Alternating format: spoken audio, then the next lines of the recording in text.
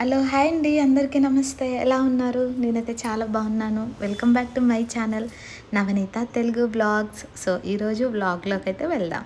Exactly ఈరోజు నాకు 7th month start అయిందన్నమాట. సో అది కూడా అప్డేట్ ఇస్తున్నాను. అండ్ అలాగే మార్నింగ్ లేకగానే నా వర్క్తో పాటుగా ఈ రాఖీ పండుగ సెలబ్రేషన్స్ మా ఇంట్లో ఎలా జరిగాయి, అసలు నాకు సొంత అన్నదమ్ములే లేరు అని అంటూ ఉంటాను కదా, మరి నేను రాఖీ ఎప్పుడు ఎవరికి కడతాను అవన్నీ క్లియర్గా అయితే మెన్షన్ చేస్తాను. ఎందుకో మనసు పెరిగే కొద్దీ చాలా నీరసంగా అనిపిస్తుంది అబ్బా, నాకు చెప్పలేకపోతున్నాను. మా కన్నగాడు ఇక్కడ మిరపయి విత్తనాలు వేసాడన్నమాట. ఓన్లీ మిరప గింజలు వేసేసరికి అవి ఒక 20 డేస్లో అయితే మొలకెత్తాయి. చాలా బాగా అనిపిస్తుంది చూడ్డానికి. ఇంకా మనీ ప్లాంట్ కూడా మంచిగానే తీగ పారుతుందన్నమాట. ఎప్పుడెప్పుడు గ్రోత్ పెరుగుద్దా అని చెప్పేసి ఇంకా ఏకంగా కర్ర కట్టేసి దానికి థ్రెడ్స్ కూడా సెట్ చేసి పెట్టాను. ఇక్కడ మా కన్నగాడు వాడికి తెలియకుండానే ఒక లీఫ్ని అయితే కట్ చేశాడు. ఎందుకో ఈరోజు కొంచెం అనీజీగా ఉంది, కానీ పౌర్ణమి కదా, పనులు చేసుకోవాలి, అందులోనూ పండగ కదా అని చెప్పేసి ఇంకా లేచాను. కానీ టిఫిన్ అయితే బయట నుండే తీసుకొచ్చాడు, అంటే మా తమ్ముడు తీసుకొచ్చి ఇచ్చాడన్నమాట. పూరి తినాలనిపిస్తుంది అని చెప్పాను. పనులు ఎక్కడి అక్కడ ఉండిపోయినాయి అబ్బా. అదేంటో తెలీదు, నాకే ఇలా ఉంటుందా, ప్రతి ఒక్క ప్రెగ్నెంట్ ఉమెన్కి ఇలా ఉంటుందా తెలియదు, కానీ నైట్ అంతా నిద్ర రాదు. ఎర్లీ మార్నింగ్ నిద్ర వస్తుంది, కానీ లెగాలి తప్పదు. అప్పుడు ఉంటుంది చూడండి ఆ నరకము. దేవుడా, పగవాడికి కూడా నాలాంటి కష్టం రావద్దు దేవుడా అని మొక్కుతున్నాను. అలా ఉంది నా సిచ్యువేషను. ఏం జరిగినా ఎలా జరిగినా అంతా మన మంచికే అని ముందుకెళ్ళాలి, అంతకుమించి మనం ఏం చేయలేం కదా. బోళ్ళన్నీ క్లీన్ చేసేసాను. దీనికన్నా ముందు బ్రేక్ఫాస్ట్ కొంచెం కడుపులో వేసుకున్నాను. అది ఎనర్జీ వచ్చాకే ఇంకైతే వంట పని ఇవన్నీ స్టార్ట్ చేయాలనుకున్నాను. బౌల్ క్లీన్ చేసిన వెంటనే అయితే కన్నగాడికి మిల్క్, తమ్ముళ్ళకి టీ, నాకు టీ అయితే పెట్టేసుకున్నాను అన్నమాట. ఇంకా తర్వాత అయితే స్నానానికి వెళ్ళేసి వచ్చాను. ఇంకా స్నానం చేసుకుని అయితే వచ్చేసాను అన్నమాట. ఇంకా పనులన్నీ ఎక్కడెక్కడ ఉండిపోయినాయి కదా, గబగబా చేసేసుకోవాలి. అది కాక నీరసంగా ఉన్నా, ఎలా ఉన్నా, ప్రెగ్నెన్సీలా ఇలాంటి సిచ్యువేషన్లు ఉన్నా కూడా వంట అయితే చేసుకోకుండా ఉండలేం కదా. ఇంకా అందుకని చెప్పేసి ఫస్ట్ రైస్ పెట్టేస్తున్నాను. ఎలాగో బ్రేక్ఫాస్ట్ బయట నుండి తెచ్చుకొని తిన్నాను కదా అని చెప్పేసి ఫాస్ట్గానే ప్రిపేర్ చేస్తున్నాను అన్నమాట. ఎందుకంటే మా కన్నగాడికి స్కూల్ లేదు కదా, ఎప్పుడు ఆకలిస్తుంది అని అడిగేది తెలీదు. పండగనే కాదు, ఇంక ఇది ఎట్లాగో 3వ శుక్రవారము, ఎలా అయినా కూడా కంపల్సరీగా అయితే గడపైతే బుధించాలి కదా, అయితేనే ఇంటికి లక్ష్మి కళ అని అంటారు. సో ఇంకా గడప కూడా బుధించేసేసి మంచిగా అయితే ముగ్గులు పెట్టేస్తున్నాను అన్నమాట. ఈరోజు మా బావ అయితే లేడు, ఇంకా అందుకని నేను ఒక్కదాన్నే గబగబా పనులు చేసుకుంటూ, ఎంత కష్టంగా అనిపించినా కూడా నాకు ఇంట్లో పనులు ఇష్టంగా చేసుకోవడమే ఇష్టము. ఎందుకంటే ఒక్కసారి బద్ధకంగా కూర్చున్నాం అనుకోండి, ఎక్కడ పనులు అక్కడ ఆగిపోతాయి. మళ్ళీ తర్వాత చేయాలి అంటే ఇంకా ఎక్కువ స్ట్రెయిన్ అవుతాము. అందుకే మెల్లిగా స్లోగా అయినా సరే కానీ ఎప్పటికప్పుడు చేసుకుంటేనే మంచిది. నేనైతే తులసి చెట్టు పైన పసుపు కుంకుమ ఎప్పుడు కూడా ఫ్రైడే వేస్తానన్నమాట. అలా వేయడం వల్ల చాలా మంచిది, లక్ష్మీ కటాక్షము, తులసమ్మ దీవెనలు కూడా ఉంటాయి అని అంటారు. ఎందుకంటే తులసమ్మను మనము లక్ష్మీ కటాక్షంగా భావిస్తాం కాబట్టి. ఇది మీలో ఎంతమందికి తెలుసు అనేది కూడా కామెంట్ చేయండి. ఇంకా రైస్ అయితే పెట్టేశాను కదా, అలాగే రైస్ కూడా అవుతుందన్నమాట. ఆలోపు ఇంకా దీపం ముట్టించుకుందామని చెప్పేసి తల కొంచెం దులుపుకొని ఫ్లక్కర్ పెట్టేసుకొని అయితే దీపం ముట్టించుకుంటున్నాను. ఎందుకో దీపం ముట్టించుకున్న ఇంట్లో పండగలు ఉన్నాయి, ఎంత హడావిడిగా అనిపించినా కూడా దీపం ముట్టించుకుంటే మనసు అంతా హాయిగా అనిపిస్తుంది. ఇంట్లో పూజ పూర్తయిన వెంటనే ఇంకా బయట కూడా తులసమ్మ దగ్గర కూడా దీపం ముట్టించుకున్నాను అన్నమాట. చూడండి ఎంత హాయిగా, చూడడానికి మంచిగా అనిపిస్తుంది కదా, నాకు అంతే ఇష్టము. చెప్పడం మర్చిపోయాను, బయట అంతా క్లీన్ చేయడం అంతా మార్నింగే ఇంకా హెల్పర్ వచ్చేసి క్లీన్ చేసి వెళ్ళింది. అందుకే మళ్ళీ సపరేట్గా ఏం క్లీన్ చేయలేదన్నమాట. జస్ట్ మాప్తో తుడిచేసి ముగ్గులు పెట్టేశాను.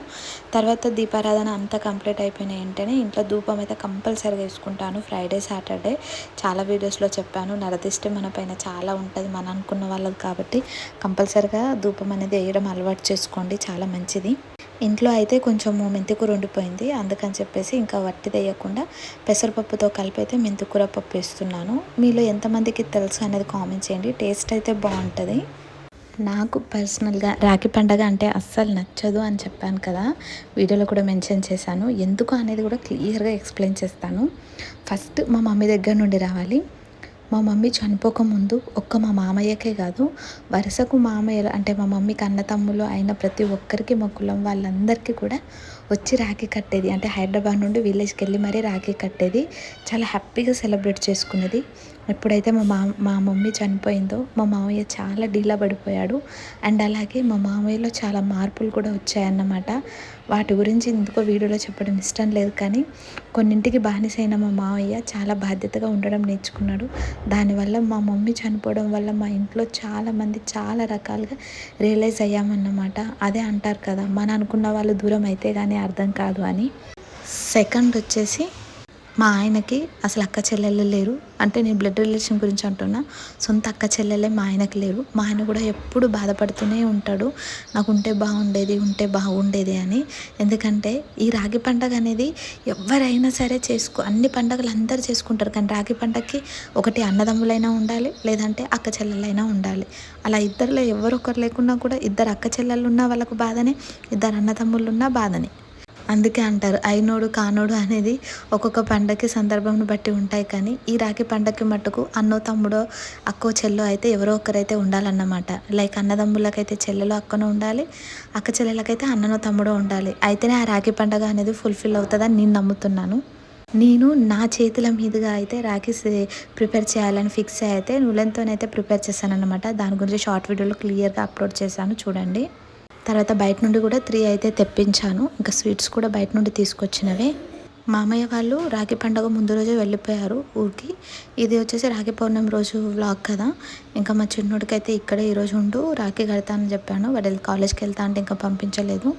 వీళ్ళు నాకు మా మీనమామ కొడుకులు, అంటే నాకు మరుదులు, కానీ తమ్ముళ్ళ కన్నా ఎక్కువ అని చెప్తా. ఎందుకనంటే నన్ను వాళ్ళ చిన్నప్పటి నుండి అక్క అని పిలవడం అలవాటు, నేను వాళ్ళని తమ్ముళ్ళనే పిలవడం.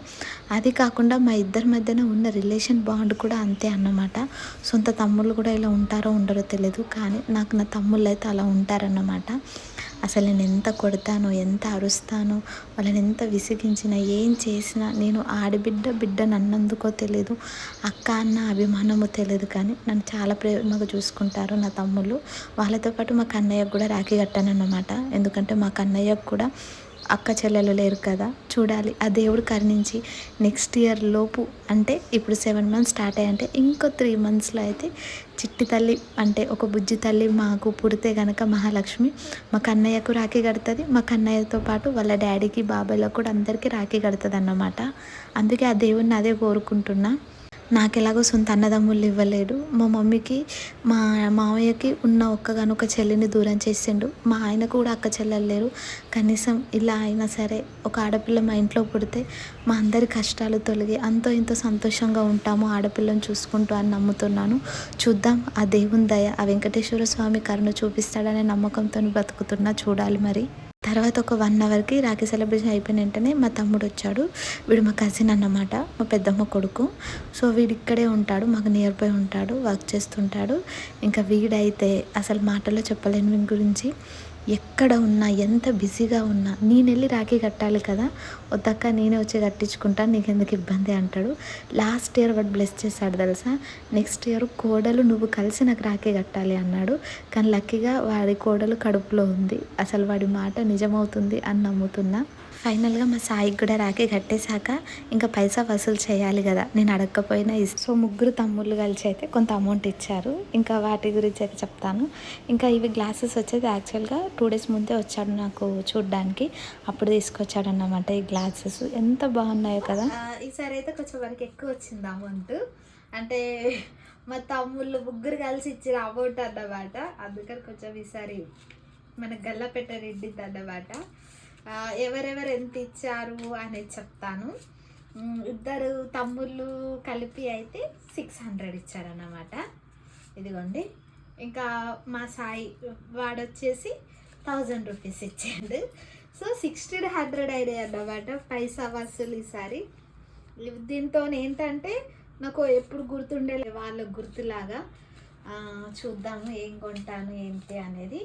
మీకు రక్షాబంధన్కి మీ తమ్ముళ్ళు ఎంత అమౌంట్ ఇచ్చారు అనేది కామెంట్ చేసేయండి. ఇంకా కాసేపు రెస్ట్ తీసుకుందామని కన్నగానే పడుకోబెట్టేసి నేను కూడా పడుకుంటున్నాను. ఇదంటే ఇవాళ బ్లాగ్. 1 second ముందుగా అందరికీ మరీ హ్యాపీ రక్షాబంధన్. వీడియో నచ్చితే లైక్ ఇచ్చి సబ్స్క్రైబ్ చేయండి.